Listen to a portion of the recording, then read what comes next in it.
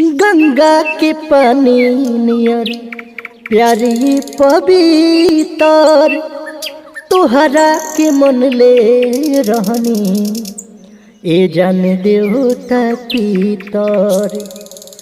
अरे गंगा के पानी नियर प्यारी पवित्र तोहरा के मन ले रहनी ए जान देवता पितर। तुहसे पहले हमरा दिल में केहू चाहे आइल चाहे गोइल न रहे।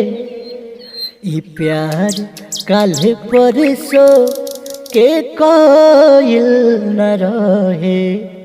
भुला दिहलू ऐसे जैसे भइल न रहे। ई प्यार काल्हे परसो के कोइल न रहे। भुला गइलू ऐसे जैसे भइल न रहे।